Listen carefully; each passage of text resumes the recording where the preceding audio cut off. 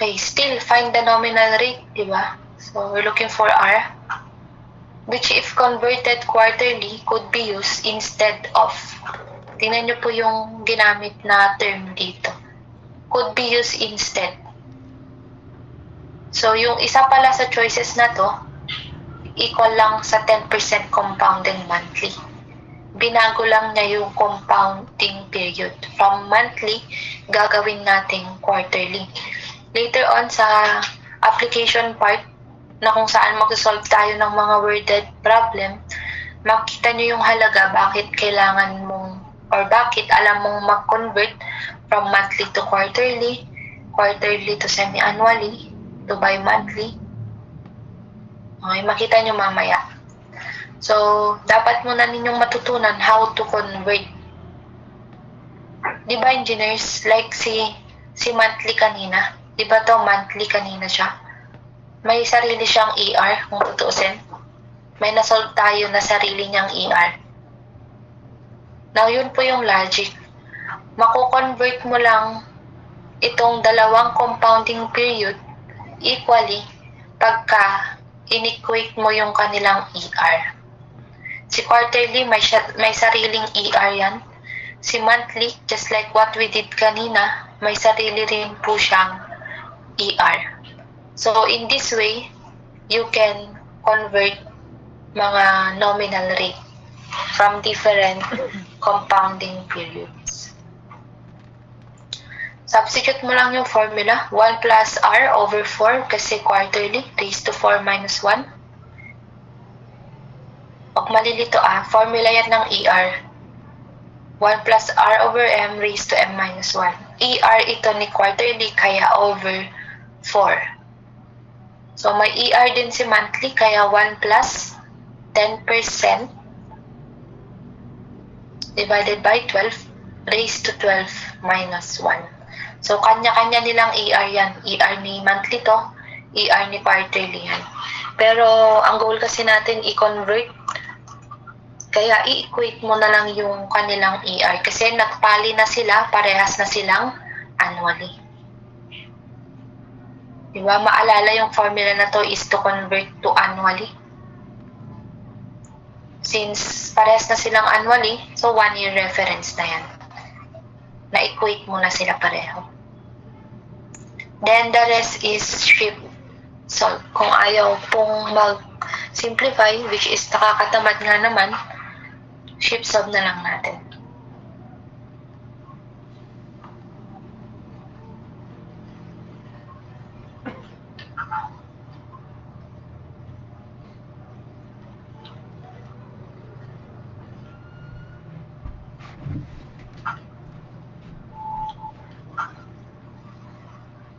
Tulungan yung calculus, so shift solve 0 kasi rate yan.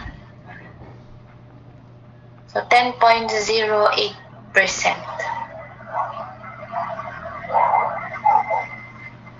So answer is letter C. So pagka magko-conclude ka, therefore 10.08% compounded quarterly is equal to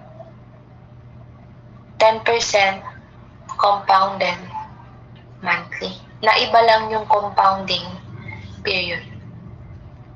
Kaya huwag magpapauto kung inofferan ka ng investment. Akala mo tumaas na ng 8.08%. Pero same lang po pala yun. Binago lang yung compounding period.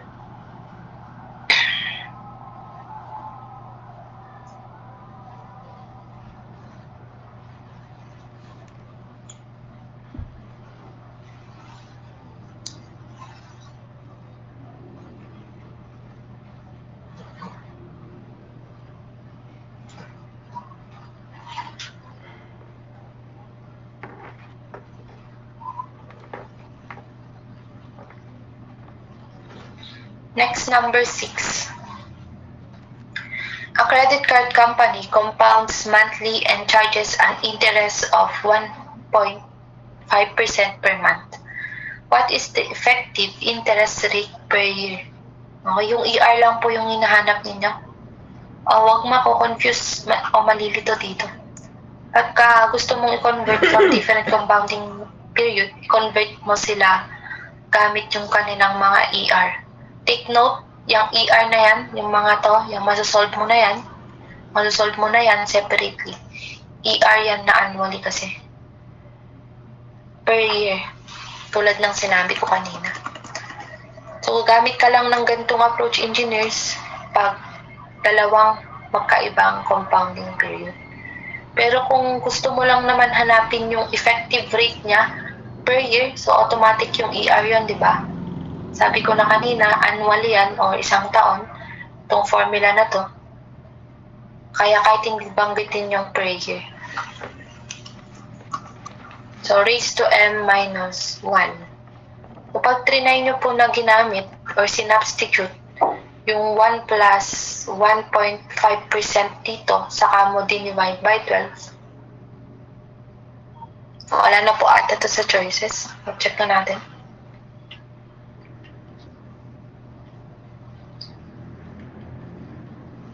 Kasi sobrang liit na. Yung 1.5%, i-divide mo na naman ng 12. So, 1.51%. Wala na sa choices.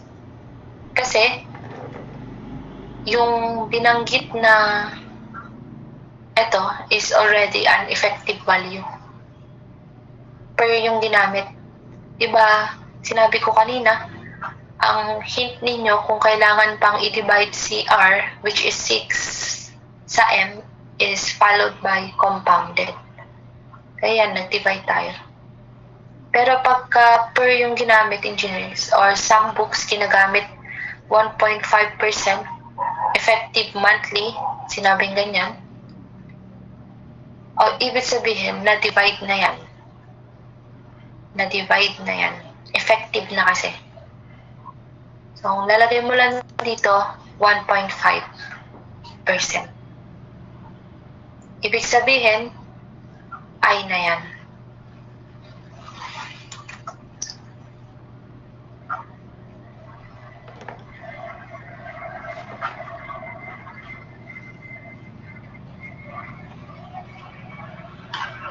Okay, 19.56%.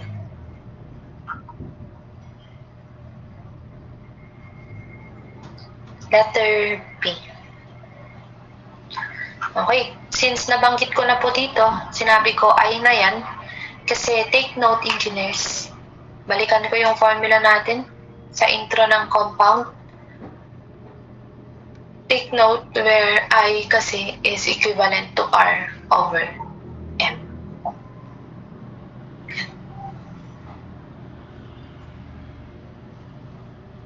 May formula si I, R over M. Yan din yung reason bakit sa formula ng effective rate may R over M. Kasi I nga po yan. Interest na siya. Hindi na siya nominal, kundi interest rate. Okay, so nabanggit ko na si 1.5% is already I. Now, gamitin na natin yung mga natutunan dito sa number 7. The sum of 12,000 is to be invested at a rate of 9% compounded quarterly. What is the total money at the end of 8 years? Obviously, we are looking for the future value of 12,000. Meron kang 12,000 dito. Gusto mong malaman kung ano na siya after 8 years. Diba? Okay, and logic din po yan. Sabi natin, F is always greater than P. So, P na yan, and tignan mo sa choices, puro siya lumaki. Kaya ang hinahanap po ay future value natin. So, let's take down yung formula. F is equal to P. 1 plus I raised to N. Yun lang yung lagi mong tatandaan pag future projection, positive exponent. And encouragement ko, engineers, pag nagsasolve kayo ng mga single payment man or annuity, always list down I at saka N. I-separate mo, ilista mo para Kasi dapat magtali sila ng unit. Kaya anong ibig kong sabihin? Recall that I is equal to R over M, di ba? And dito, this is nominal rate kasi nga may compounded. So, 9% divided by 4 ang value ng ating I. Whereas, N naman, engineers, is 8 years. Okay? So, marunong kapag 8 lang yung sinubstitute mo dyan. So, i-practice ninyong i-separate na ilista yung given. Dapat po parehas sila. Kung yung I natin quarterly na, tama, kasi na-divide by 4, si N natin dapat number of quarters din. Kaya, 8 times 4 is 32 quarters. Okay, tandaan yung sinulat ko dito kanina.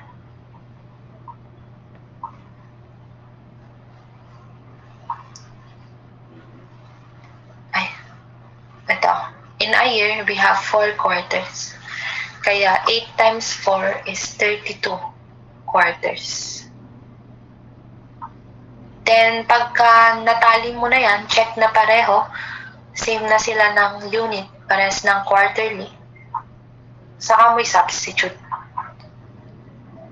I-practice natin yung ganitong approach para hindi po kayo mahirapan pagka-annuity na. Or para hindi kayo malito, di ba, some books ginagamit 4 times, kunwari 8 ngayong nandito, kaya nagiging 32. Same lang din naman yun. Okay lang.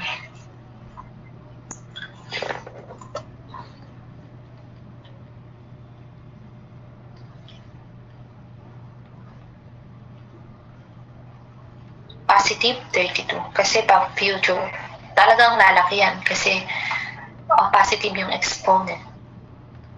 24,457.24. Letter C. Man na araw, tama? Single money, single payment, pre-check lang natin sa future. So, sobrang dali lang, positive exponent.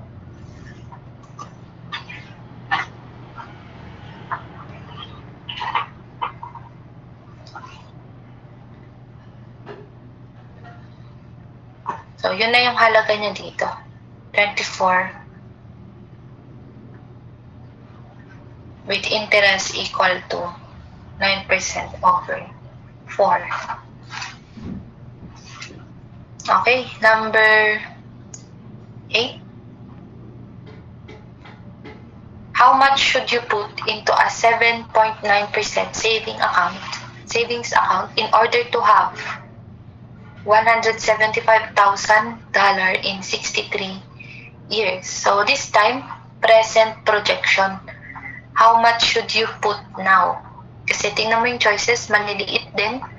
Bale, parang ang tanong dito, ilan yung iti-deposit mo na sa bangko para after 63 years, meron ka daw $175,000. So, magkano? So, we need to find its present value. Tama po ba? So, this is F. Again, huwag magpapalito. Single payment projection, pa-present lang naman. So, P equals 175,000. Lista mo. Formula na lang. So, F is equal to 1.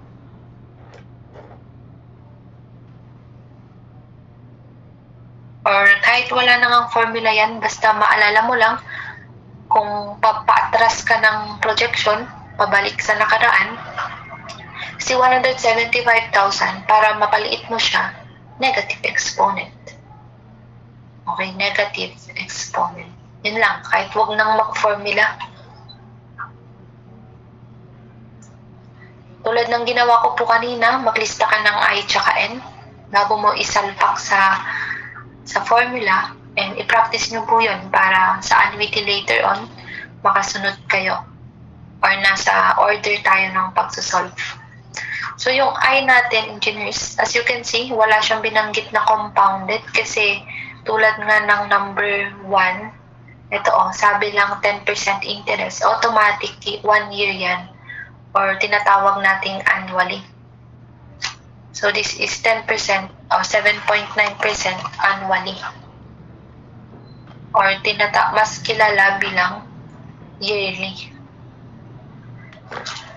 So, yung N natin, therefore, number of years din. So magtatali dapat yan. We have 63 years. So okay na pala si I tsaka si N, direct substitution. So 1 plus 7.9% negative 63.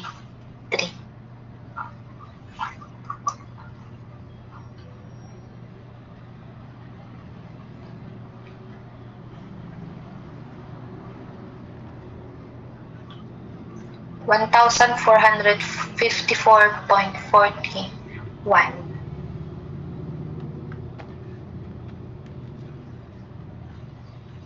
So, mistake ito, dapat dollar.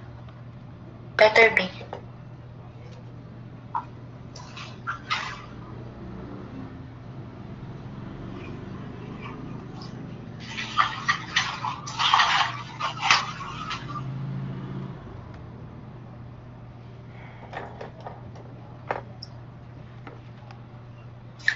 Next, number 9. Aman lens. So, let's try to combine yung dalawang klase po ng interest na inaral natin. Simple interest tsaka compound interest. Nga po pala, anong hint or palatandaan ma'am kung simple interest yung ginamit or compound interest yung ginamit? So, ang hint ninyo or clue, babanggitin po yung word na compound. And most importantly, babanggitin po yung simple interest na word kung sakaling simple interest siya. Babanggitin at babanggitin yan. Pero pagka walang binanggit talaga, parang ito, di ba wala kang idea, ma'am, simple interest ba to or compound interest? Tandaan mo lang, mas malimit ginagamit ang compound interest. Kaya ito, compound yan. Kahit hindi binanggit. Babanggitin at babanggitin kung simple interest yung ginamit. Babanggitin yan. Parang ito.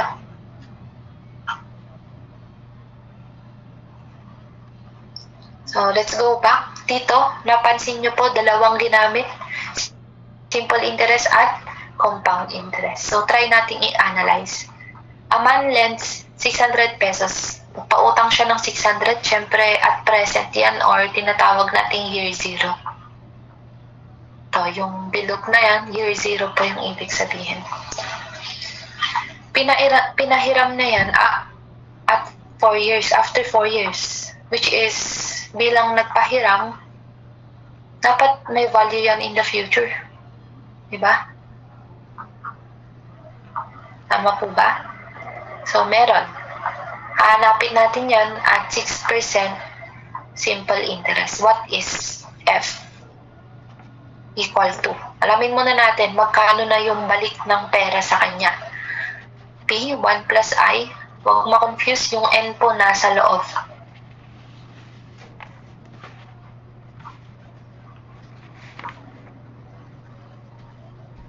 So, parang ito, engineers, diba? 6% per year yan. E di yung N mo, number of years din, which is, tama nga naman, magka-cancel yan. Unit analysis lang. So, ilan na yung halaga nung inyong 600 pesos na pinautang?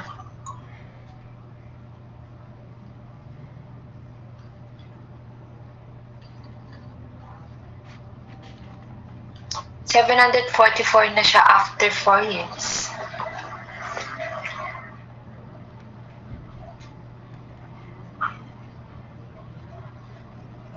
So, at the end of this time, he invests the entire amount, principal plus interest.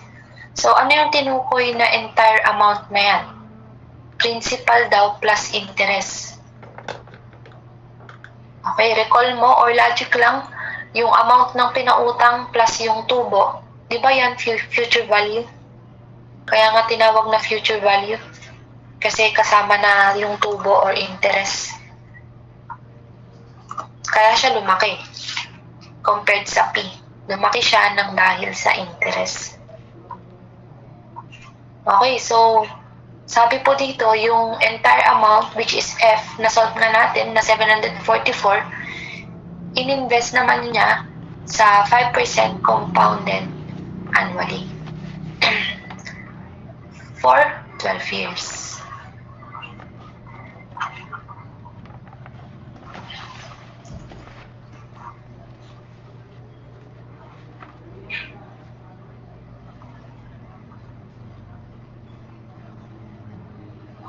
So, ilan na?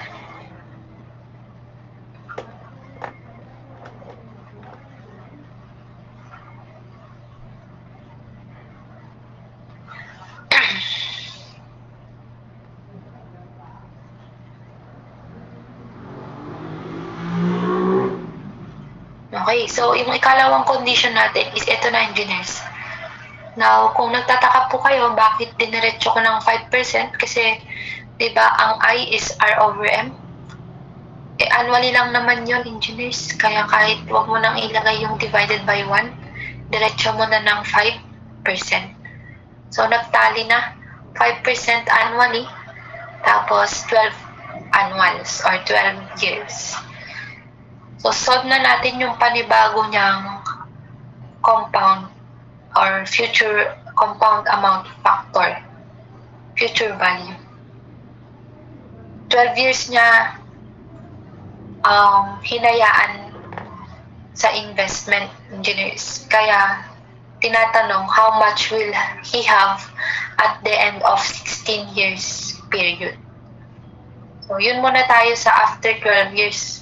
So, P, 1 plus I raised to N. Or F, ipoproject lang natin si 744 sa future, kaya positive exponent 12.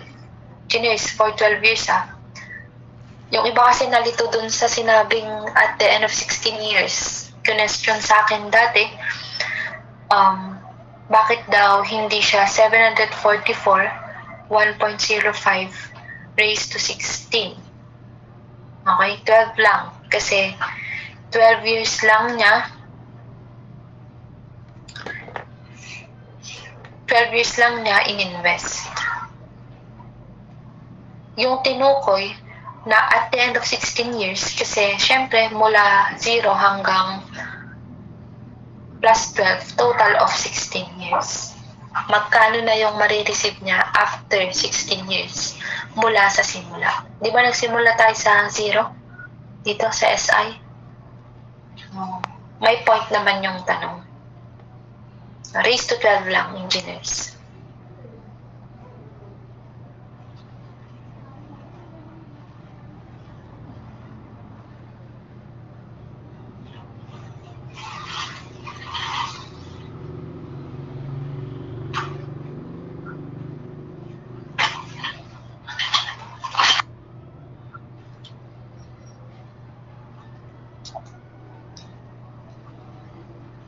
Okay, number 10.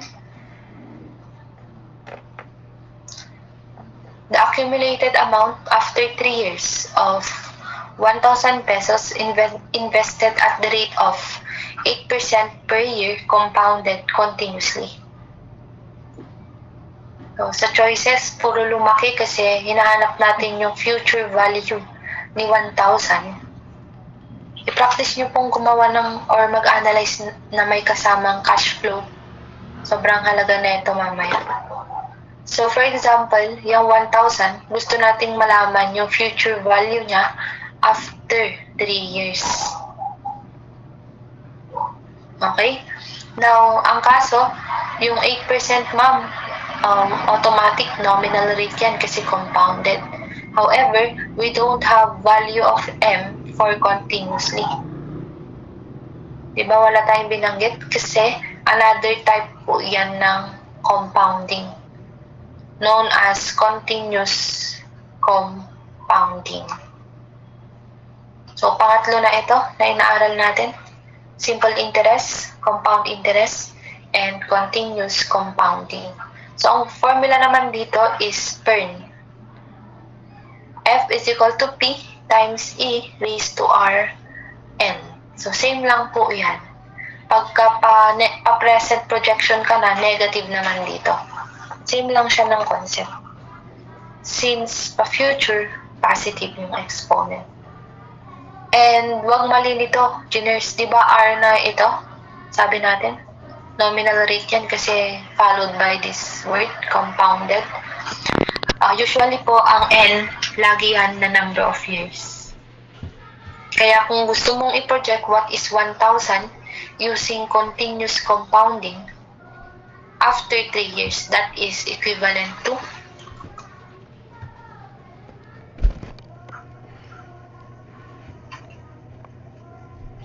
1,271.25.